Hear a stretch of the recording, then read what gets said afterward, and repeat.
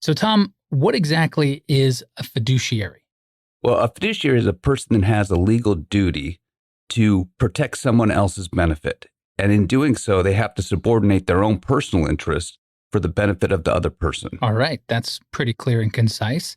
And so, in the context of an HOA, who exactly is a fiduciary? A fiduciary in the context of an HOA is kind of an interesting concept because there's a lot of different functions that a homeowners association actually does. For example, a homeowners association, on the one hand, all the homeowners out there have a uniform interest in the financial viability of the homeowners association. And in this context, their relationship with the homeowners association is very much like a shareholder and a corporation. And that's the type of situation where you typically find fiduciary relationships. And on the other hand, the association also has maintenance obligations and contractual obligations vis-a-vis the members.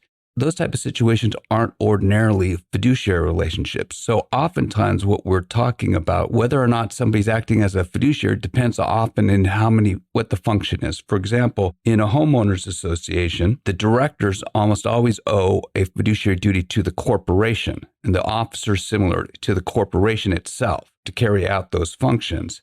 The managers and the agents of the association under their contractual obligations, on the one hand, they have that contractual obligation. On the other hand, they have obligations when they handle money and other type of issues where to protect the interests of the corporation.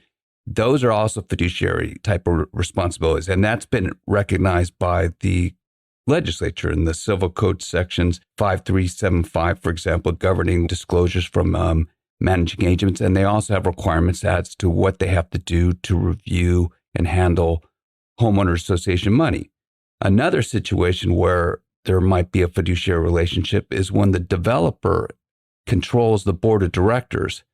And at that point in time, the developer is in somewhat of a conflict because on the one hand, the developer wants to sell out the project. To facilitate selling out the project, it's best to keep homeowner association assessments down.